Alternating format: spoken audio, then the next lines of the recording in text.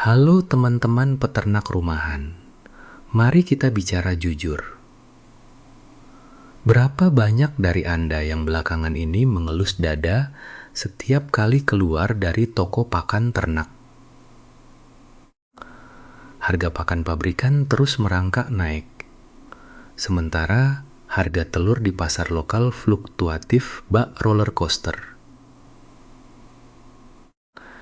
Ironisnya, banyak ahli dari sofa di media sosial yang dengan mudahnya bilang, kalau mau untung dan ayamnya sehat, beli saja pakan premium yang karungan itu. Ini adalah sebuah paradoks besar dalam dunia peternakan skala kecil. Kita memelihara ayam untuk mandiri pangan atau mencari tambahan. Tapi dompet kita justru dijajah oleh industri pakan besar. Kita dipaksa percaya pada mitos modern bahwa ayam hanya bisa bertelur melimpah dan punya kuning telur yang cantik jika mereka menelan pelet kimia hasil pabrikan. Jika Anda terus mengikuti arus ini, Anda sedang berjalan menuju kebangkrutan massal yang terencana. Mari kita bongkar mitos ini dari sudut pandang agronomi dan sejarah peternakan yang nyata. Jauh sebelum pabrik pakan raksasa berdiri, nenek moyang kita di Indonesia dan Asia Tenggara sudah memelihara ayam kampung, ayam pelung, atau ayam kedu dengan produktivitas yang luar biasa. Rahasianya bukan pada obat-obatan kimia atau konsentrat impor, melainkan pada pemanfaatan tanaman lokal multi-year yang kaya nutrisi. Di iklim tropis kita, tanah begitu subur dan menyediakan alternatif hijau yang sering kita injak-injak atau kita anggap semak belukar biasa. Membaca narasi pakan mahal ini sebenarnya membuat saya agak gemas, karena solusi gratis itu ada di sekitar pekarangan kita. Hanya saja tertutup oleh narasi, iklan pakan komersial yang masif. Sebelum kita membahas tanaman ajaib yang bisa memangkas biaya hingga lebih dari separuh pengeluaran Anda, kita harus paham dulu dasar-dasar ekosistem peternakan rumahan. Ayam bukan mesin berbahan bakar pelet. Mereka adalah makhluk hidup yang butuh keseimbangan. Fondasi utama yang sering dilupakan pemula adalah akses air bersih yang tak terbatas, sirkulasi udara, kandang yang baik, dan rasio pakan yang tepat antara serat, protein, dan karbohidrat. Ayam yang stres karena kandang yang terlalu padat atau kekurangan air tidak akan bertelur dengan baik, semahal apapun pakan yang Anda berikan.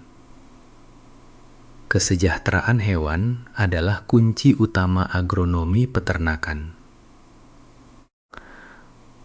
Di Indonesia, tantangan terbesar kita adalah peralihan musim, dari kemarau ke musim hujan, di mana kelembapan tinggi memicu penyakit. Disinilah pakan tambahan hijau memegang peran krusial, bukan hanya sebagai pengisi perut yang murah, tapi juga sebagai benteng imunitas alami. Kesimpulan praktis pertama kita hari ini sangat sederhana, namun berdampak besar. Mulailah memetakan lahan kosong di sekitar kandang Anda sekarang juga. Hentikan ketergantungan total pada pakan karungan dengan cara mengombinasikannya dengan hijauan kaya protein yang bisa dipanen berkali-kali tanpa perlu menanam ulang setiap musim. Langkah awal ini akan mengembalikan kendali peternakan ke tangan Anda sendiri, menghemat pengeluaran nyata tanpa menurunkan kualitas telur dan kesehatan ayam Anda.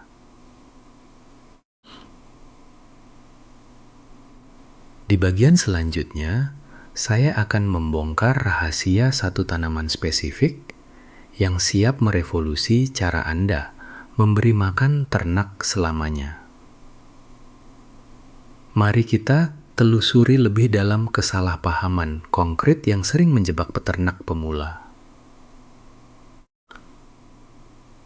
Banyak orang mengira bahwa memberikan hijauan kepada ayam berarti kita sekadar memotong rumput liar apa saja di pinggir jalan lalu melemparkannya ke dalam kandang.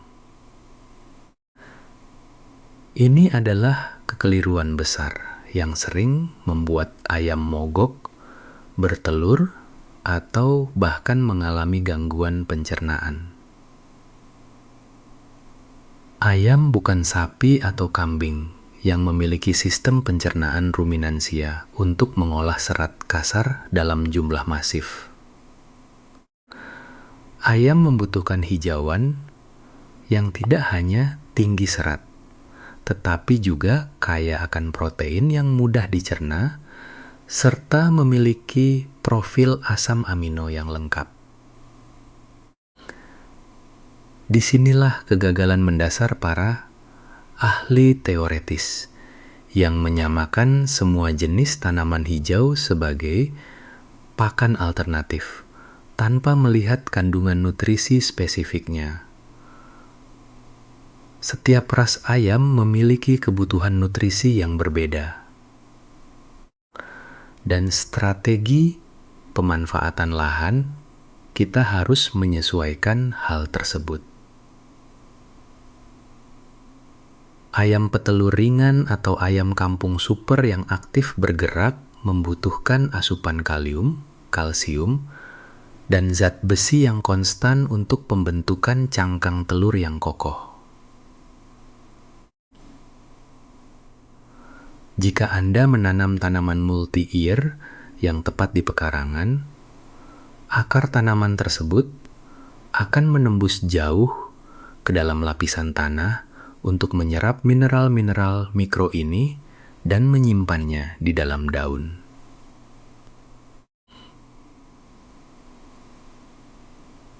Ketika daun tersebut dipanen dan diberikan kepada ayam, Anda sedang memberikan suplemen mineral alami gratis yang jauh lebih superior daripada premix kimia buatan pabrik.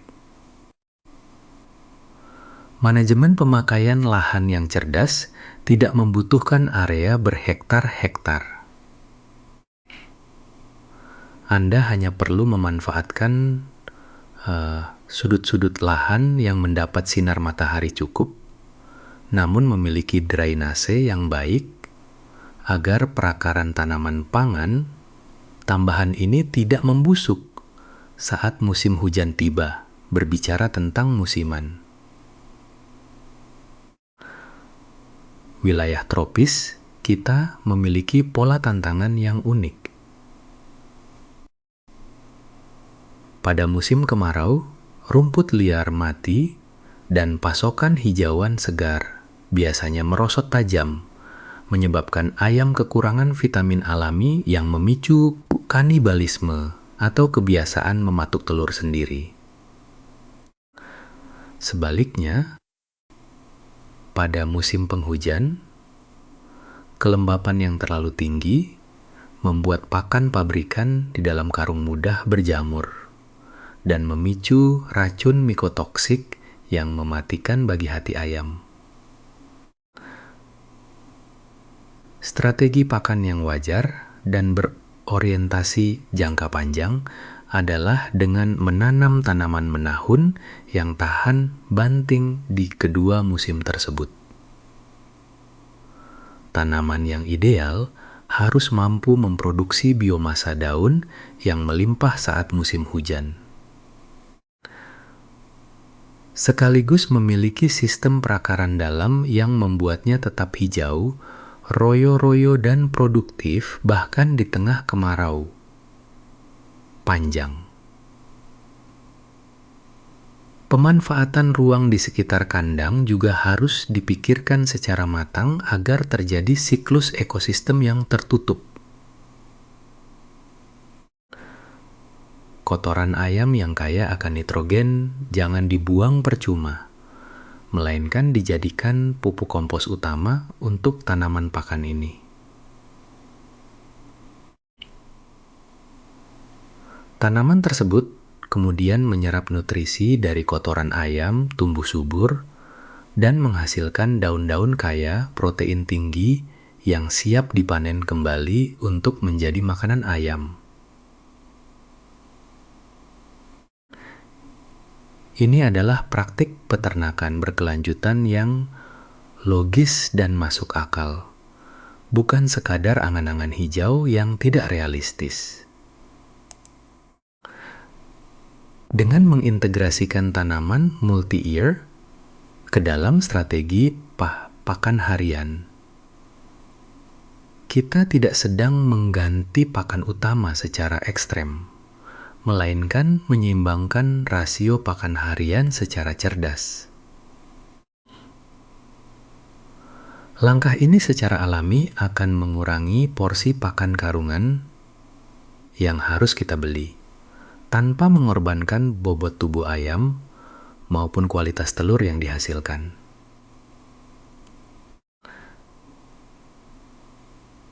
Pada bagian berikutnya, kita akan membahas secara spesifik anatomi tanaman unggulan ini.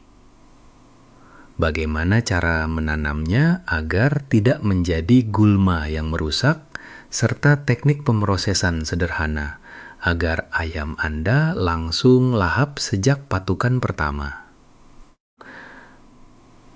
Mengintegrasikan tanaman hijau berprotein tinggi ke dalam manajemen kandang dan pagar memerlukan pemahaman praktis tentang perilaku alami ayam.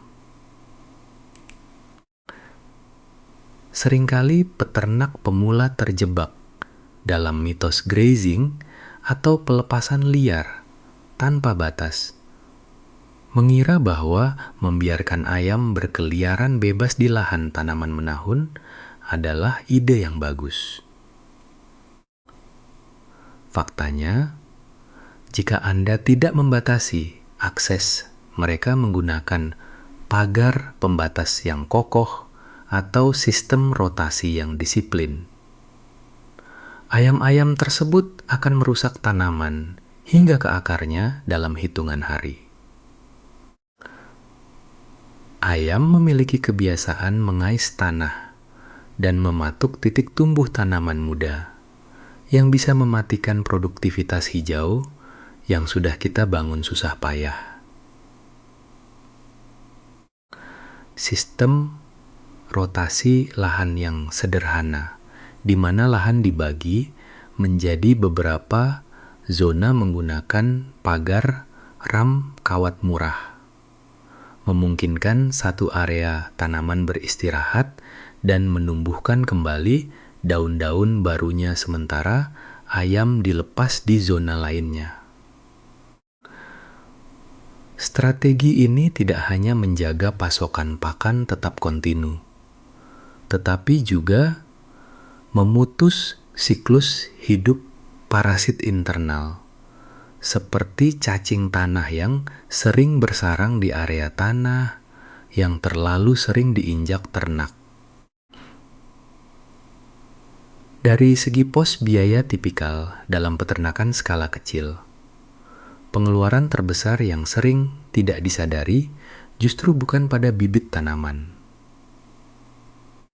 melainkan pada kegagalan infrastruktur dasar seperti pagar yang roboh, atau atap kandang yang bocor sehingga memicu penyakit. Dengan memindahkan fokus anggaran dari membeli suplemen pabrikan mahal ke perbaikan kebersihan kandang dan sirkulasi udara, Anda sudah menghemat banyak biaya jangka panjang. Kebersihan dan keselamatan biosecurity sederhana, seperti memastikan area pakan tambahan tetap kering dan bebas dari genangan air limbah, jauh lebih efektif daripada obat-obatan pencegah penyakit apapun. Kita harus berani membongkar mitos yang beredar luas di komunitas peternak tentang adanya pakan ajaib atau cairan satu tetes yang diklaim bisa menyelesaikan semua masalah secara instan.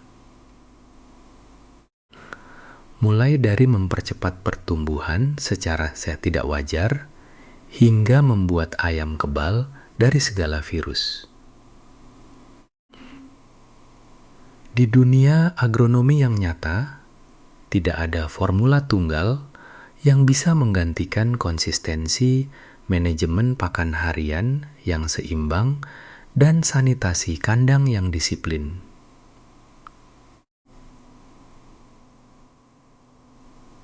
Klaim-klaim bombastis tersebut biasanya hanyalah trik pemasaran untuk menguras dompet peternak yang sedang putus asa mencari jalan pintas.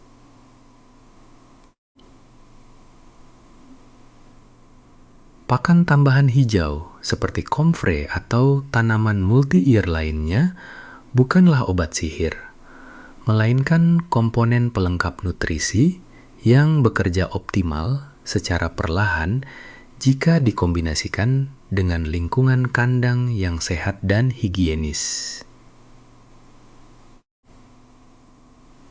Dengan memahami batasan realistis ini, kita tidak lagi mudah tertipu oleh tren musiman yang tidak masuk akal, dan bisa fokus membangun sistem peternakan mandiri yang stabil, aman untuk keuangan, serta berkelanjutan untuk kesehatan seluruh kawanan ternak kita. Pada bagian penutup nanti, kita akan merangkum langkah-langkah eksekusi konkret yang bisa Anda lakukan minggu ini juga, agar semua teori dan pemahaman ini langsung berubah menjadi penghematan nyata di dompet Anda. Sebagai penutup dari seluruh rangkaian pembahasan kita, mari kita kumpulkan kembali semua fakta lapangan dan memisahkannya dari mitos pemasaran yang menyesatkan. Kita telah membongkar mitos bahwa ayam hanya bisa produktif dengan pakan pabrikan yang mahal. Faktanya, nutrisi terbaik seringkali berakar dari tanah pekarangan kita sendiri melalui tanaman multi-year yang dikelola secara bijak. Kita juga telah mematahkan ilusi tentang adanya pakan ajaib sekali tetes yang bisa menyelesaikan seluruh masalah peternakan dalam semalam. Karena sejatinya keberhasilan peternakan rumahan bertumpu pada konsistensi manajemen, kebersihan kandang, dan keseimbangan rasio pakan harian. Melalui pendekatan agronomi yang masuk akal ini, kita tidak lagi menjadi peternak yang mudah didikte oleh tren, melainkan menjadi pengelola ekosistem kecil yang mandiri dan berdaulat atas isi dompet kita sendiri. Bagi Anda yang merupakan peternak pemula dan ingin segera memulai langkah nyata ini tanpa melakukan kesalahan fatal, Berikut adalah daftar periksa realistis yang wajib Anda terapkan mulai minggu ini. Pertama, lakukan audit lahan dengan mengidentifikasi sudut pekarangan yang mendapatkan sinar matahari cukup, namun memiliki sistem pembuangan air yang baik agar akar tanaman pakan tidak membusuk. Kedua, siapkan infrastruktur pagar pembatas yang kokoh untuk sistem rotasi grazing, sehingga ayam tidak merusak tanaman muda yang baru tumbuh. Ketiga, pastikan ketersediaan sumber air bersih dan ventilasi kandang yang optimal sebelum Anda memasukkan bibit tanaman atau menambah populasi ternak. Keempat, mulailah menanam varietas tanaman pakan menahun yang aman dan adaptif dengan iklim lokal. Lalu berikan kepada ayam sebagai pakan tambahan secara bertahap. Bukan sebagai pengganti pakan utama secara instan. Selain urusan teknis dan efisiensi biaya, kita juga harus mengedepankan sikap etis, baik terhadap hewan peliharaan maupun terhadap lingkungan tetangga sekitar. Menjaga kesejahteraan hewan dengan tidak menjejalkan terlalu banyak ayam ke dalam kandang yang sempit adalah bentuk tanggung jawab moral kita sebagai peternak. Ayam yang bahagia dan bebas stres secara alami akan memiliki sistem imun yang lebih kuat.